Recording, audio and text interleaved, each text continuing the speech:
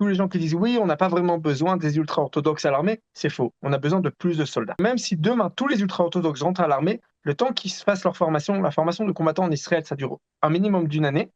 C'est pas facile, c'est pas on arrive, on donne un fusil, c'est pas on n'est pas pendant la Première Guerre mondiale ici. Ça prend du temps. Ça prend du temps pour se former. Je pense que Netanyahou fait une erreur en faisant passer cette loi. Au contraire, il vaut mieux ne pas avoir de loi qu'une loi qui est mauvaise. Eh bien, nous avons le plaisir d'être en ligne avec Nissim Slama. Nissim, bonjour, shalom. Shalom, bonjour. Alors, on va pas dire Boker Tov parce on vous enregistre samedi soir pour diffuser cette émission dimanche matin pour une simple et bonne raison, c'est que dimanche matin, à l'aube, au début de la journée, vous partez pour une nouvelle période de Milouim, de réserve, et on sait qu'on a suivi votre parcours pendant les 2 années de guerre. On compte plus vraiment les centaines de jours que vous avez effectués dans l'armée, en particulier dans la bande de Gaza. Avec vous, je voulais donc qu'on va revenir avec vous sur un sujet qui vous est cher et qui est important pour l'ensemble de la société israélienne, à savoir la loi sur l'enrôlement des élèves des yeshivot, dont on parle beaucoup aujourd'hui, à la Knesset en particulier.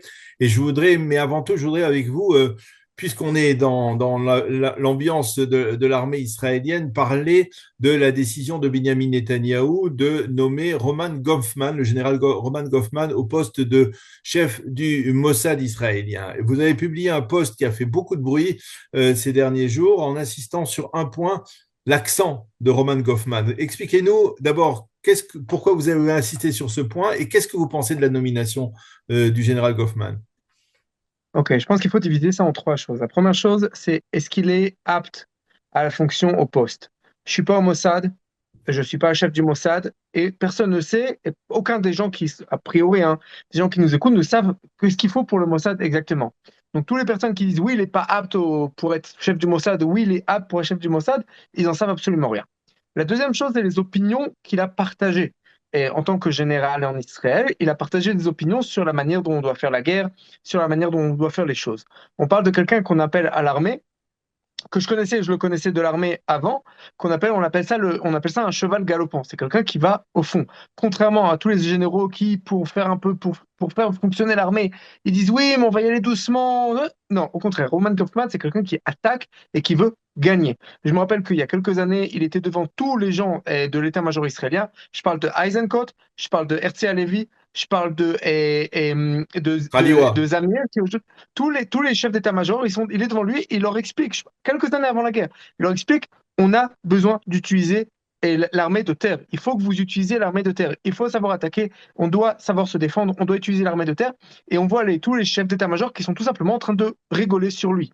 Il a proposé, il y a quelque temps, il avait proposé de faire un gouvernorat et militaire sur la bande de Gaza, quelque chose que j'en parle depuis le 8 octobre, j'en ai parlé 10 000 fois, et que le gouvernement et l'état-major refusent totalement de faire, alors que c'est la seule solution pour gagner, pour battre le Hamas, c'est de s'occuper de la population palestinienne. Tous les gens qui connaissent un tout petit peu comment ça marche une guerre, le savent comment ça marche une guerre contre une guérilla, etc., etc. Énormément de positions, d'attaques, de positions. On parle de quelqu'un qui, au niveau militaire, est considéré vraiment comme un génie et qui est iconoclaste. C'est pas quelqu'un qui va faire comme tout le monde, quelqu'un qui va trouver toujours des nouvelles idées, des nouvelles solutions, etc. Donc il y a ce côté-là. Et la troisième chose dont moi j'ai parlé dans mon post et qui pour moi est très important, on parle de quelqu'un qui a fait sa alia de Biélorussie quand il avait 14 ans, en 1990, qui jusqu'à aujourd'hui parle avec un accent. Et c'est le seul aujourd'hui. C'est le seul, et depuis longtemps qu'on n'a pas eu. Alors les gens ils me disent, oui, il y avait Begin et Golda Meir aussi, ils avaient un accent. Mais je parle d'aujourd'hui. On est en 2025. Ça fait des années, peut-être 20 ans, 30 ans, qu'on a eu personne à ces hauts postes, chef du Mossad, chef de l'armée, et chef du Shin Bet, etc., qui avait un accent qui est Olim Khadashim. Je pense qu'il y a quelque chose, d'abord, à titre personnel. Moi, ça me donne énormément de plaisir d'entendre cet accent. Et ça prouve à tout le monde, à tous les jeunes, par exemple, qui veulent faire l'Alia, venez en Israël, tout est ouvert devant vous. Tout est ouvert, rien n'est fermé. Et ce qui est le plus intéressant et ce qui vraiment me fait plaisir, c'est pas que Goffman a réussi le poste parce qu'il est et olé, parce qu'il est venu en Israël quand il avait 14 ans. Au contraire, s'il avait reçu le poste à cause de son accent, j'aurais été contre. C'est qu'il a reçu le poste malgré son accent. Tout le monde sait, oui, pour nous, pour les gens qui viennent en Israël, moi je suis arrivé à l'âge de 20 ans, c'est plus difficile. En école d'officier, j'étais le seul de tout le bataillon. On parle de 200, j'étais le seul Khael Model, le seul soldat isolé en Israël, le seul Olé Hadash. J'étais le seul. C'est difficile, c'est beaucoup plus difficile et c'est normal. Personne n'en veut, c'est normal. On n'a pas les mentalités, on n'a pas la langue, on a beaucoup plus de difficultés. Et malgré cela, ce gars-là, Goffman, il arrive à devenir le chef du Mossad. Je pense qu'il y a quelque chose pour montrer on peut arriver à tout. Première chose. Et la deuxième chose, il a réussi, non pas à cause de son accent, mais malgré son accent. Et c'est ça qui est génial. Et je pense que moi, vraiment, ça m'émeut d'entendre cet accent. Alors, qu'est-ce que ça veut dire? Vous êtes aussi membre du Likoud. Qu'est-ce que ça veut dire pour Binyamin Netanyahou? On voit avec la nomination de David Zini à la tête du Shin Bet, on voit avec la nomination de Roman Goffman à la tête du Mossad que on a le sentiment que Binyamin Netanyahou euh, est totalement décomplexé au niveau des nominations.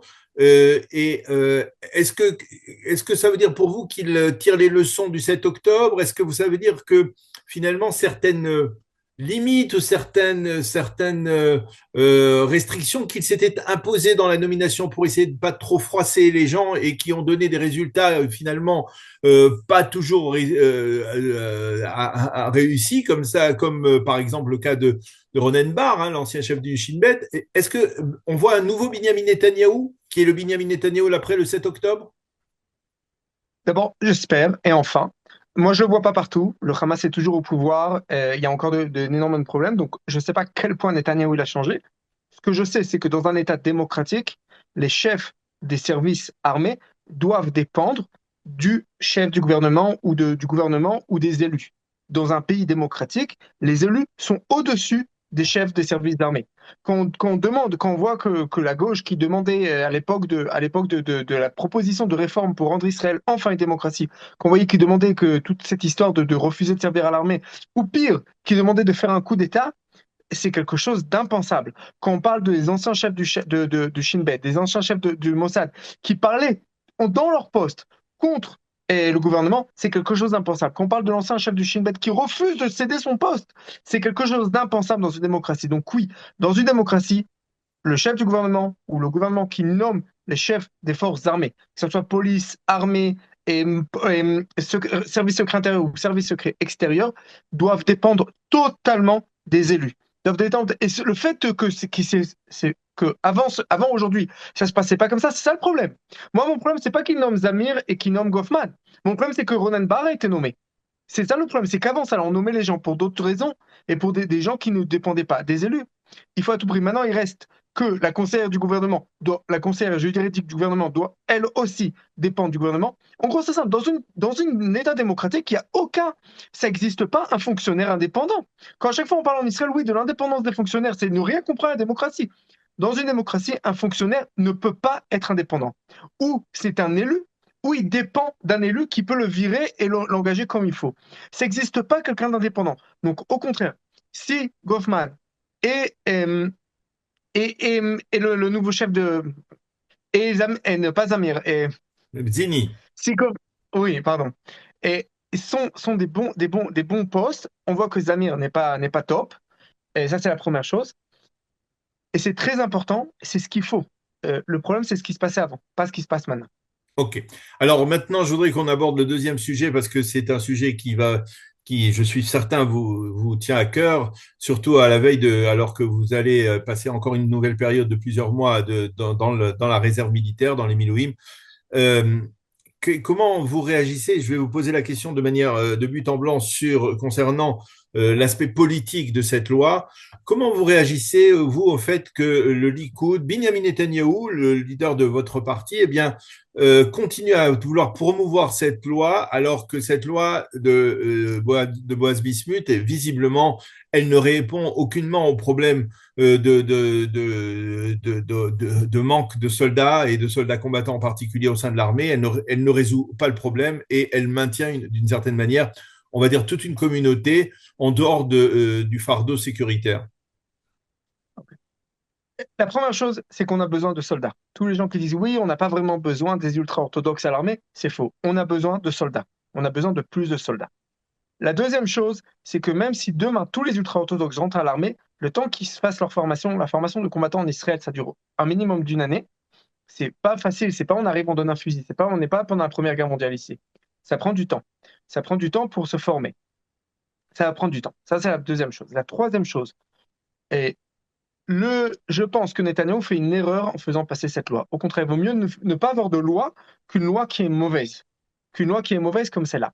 Tant qu'on n'a pas des sanctions qui sont personnelles contre les gens qui ne s'engagent pas à l'armée, tant qu'on a des sanctions de manière générale avec des tant et tant de personnes qui doivent rentrer à l'armée, avec, vous savez, qu'est-ce que c'est qu'un Haredi? Qu'est-ce que c'est un ultra-orthodoxe? C'est toute personne qui a étudié dans une école Haredi. Et si le gars, il a quitté le monde ultra-orthodoxe, il y a tellement de problèmes dans cette loi et qu'on peut faire une longue analyse. Mais on a un problème donc, à mon humble opinion, ce que Netanyahu aurait dû faire, c'est tout simplement ne faire passer aucune loi. Les Haredim, pour l'instant, les ultra-orthodoxes ne rentrent pas à l'armée. Il y a aucune raison de, vous savez, de Oui, réveiller le mais il n'a problème. pas fait, Nissim, il l'a pas fait de bon cœur. Il l'a fait parce il est imposé par les partis orthodoxes qui menacent de quitter la coalition gouvernementale s'il ne fait pas voter cette loi. On parle là, c'est le jeu en fait Chicken. Vous connaissez le jeu Chicken quand il y a deux voitures qui vont l'une contre l'autre et le premier. Faut pas oublier que les orthodoxes et les ultra-orthodoxes, ils n'ont pas tellement le choix que ce gouvernement. Pour l'instant, à part le problème de l'armée, ils reçoivent énormément de choses de l'État. On a un nouveau budget qui est à fond et qui aide les ultra-orthodoxes. Un mauvais budget à cause de ça, qui aide les ultra-orthodoxes, et qui reçoivent plein d'aides. La deuxième chose, c'est qu'ils n'ont pas trop de place dans dans un autre gouvernement, dans un gouvernement d'opposition. C'est pas qu'ils ont trop le choix, les ultra-orthodoxes. On a des élections au maximum l'année prochaine. Alors disons que c'est dans 6 mois et pas un an. Ok, c'est pas le big deal. Donc il faut faire traîner. On peut les faire traîner. Disent, ok, on va faire passer une loi. On fait traîner d'une commission à l'autre, de vacances parlementaires à d'autres vacances parlementaires. C'est quelque chose qu'on peut faire au niveau politique. On peut faire traîner les choses. La deuxième chose, c'est qu'il faut comprendre le problème de la droite. Ok, quand je parle de la droite, je parle pas du orthodoxe. Je parle de la droite normale, classique. Le problème, c'est on peut pas faire passer de loi effective pour l'enrôlement des ultra-orthodoxes, pour des raisons politiques tout simplement. Parce qu'on ne peut pas avoir de majorité sans les ultra-orthodoxes, et avec eux, on ne peut pas passer de loi effective. De l'autre côté, on a le problème du système judiciaire, et donc on ne peut pas. En gros, les deux problèmes sont toujours liés. Encore une fois, c'est ce que je répète, les deux problèmes sont toujours liés. On a un problème, le problème du système de justice qui est totalement qui en fait a annulé la démocratie. De l'autre côté, le problème des ultra-orthodoxes. Chaque problème fait en sorte d'empêche l'autre d'être réglé, empêche l'autre d'être réglé. Tant qu'on ne règle pas le problème des ultra-orthodoxes, on ne peut pas régler le problème du système de justice parce qu'on ne peut pas le faire de manière légale. Et si on ne le fait pas de manière légale, il faut une majorité, un consensus. Donc, ce qu'il faudrait faire, tout simplement, si maintenant disons que je suis l'aide non officielle de Netanyahou et que je lui dis quoi faire. Ce que je lui dirais de faire, c'est d'attendre le moment des élections et juste avant les élections, de faire passer une loi effective qui fait engager les ultra-orthodoxes à l'armée et de faire passer en fait l'opposition à la deux possibilités. Ou elle vote contre la loi juste avant les élections et donc on montre qu'en fait ça ne les intéresse pas tellement et ils peuvent faire les élections sur le côté. Ou de l'autre côté, si l'opposition vote pour, on a d'un côté une loi effective, et après les prochaines élections, on peut s'occuper de l'autre problème qui est, qui est la tyrannie du système de justice en Israël. Alors, donc concrètement, euh, vous pensez que les membres du Likoud, les députés du Likoud, doivent s'opposer au vote de cette loi et vous pensez que ça risque de coûter cher sur le plan électoral au parti si la loi elle est finalement votée? Les membres du Likoud à la Knesset, en fait, ils sont devant un problème. Parce que d'un côté, s'ils ne soutiennent pas la loi et ce qui s'oppose, comme le fait par exemple notre ami Danny Luz, s'ils le font, ils ont un problème avec la base du Likoud qui soutient Netanyahou et donc qui soutient la loi. D'un autre côté, donc ils ont un problème aux primaires. De l'autre côté, au niveau des élections générales, le problème est contre. Si je supporte la loi, je risque d'avoir un coup au niveau des élections générales et que le Likoud reçoit moins de votes. Donc quelqu'un qui est en avant, quelqu'un qui est au numéro 10, par exemple, sur la liste, ça pose pas tellement de problème. Ok, il dit, ok, donc maximum, je passerai au numéro 15 sur la liste. Mais au moins, ça dérange pas trop, ok, parce qu'au bout du compte, je serai toujours à la Knesset. Par contre, quelqu'un qui est au numéro, disons, 27 ou 28 dans la liste du Likoud, s'il soutient pas la loi, il peut se faire virer aux primaires du Likoud.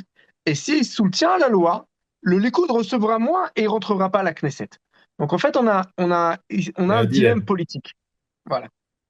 Et donc, qu'est-ce que vous suggériez si vous voulez non, c'est-à-dire quelle est la position que le Likoud doit adopter à votre avis? De manière générale, je pense que le Likoud doit essayer au maximum de faire passer une loi qui est effective et qui doit faire traîner, on doit faire traîner les pieds au maximum. Je pense que si j'étais maintenant à la Knesset, c'est ce que j'aurais essayé de pousser pour faire traîner au maximum. Alors, je vais vous poser une dernière question. C'est lié à votre service militaire, c'est lié au Likoud. Il y a un parti qui est le parti qu'on appelle le parti des Milonnikim, hein, des réservistes, Mm. qui est conduit par Yoaz Hendel, qui est un homme, on va dire, de centre-droite, hein, on va dire très clairement. Euh, si demain, enfin dans 6 mois, il doit y avoir des élections, vous, en tant que membre du Likoud, vous continuerez à voter Likoud, ou alors vous auriez tendance à soutenir un parti comme celui-là? Je ne soutiendrai aucun parti qui ne propose pas une réforme du système judiciaire pour ramener la démocratie en Israël. Bon, Yoaz Hendel ne le fait pas. bon, ben Donc, je ne peux pas clair. le soutenir. Ben c'est clair. Donc, merci beaucoup, Nissim Slama, d'avoir été avec nous ce soir. Donc, Merci de vendredi, m'avoir samedi reçu. soir, à la veille de votre service de réserve. On vous souhaite beaucoup de réussite dans ce service pendant ces prochains mois. Merci beaucoup de nous avoir consacré ce Merci. temps à la veille de votre départ. Merci. Bonne continuation. Beatzlacha. Merci de m'avoir reçu.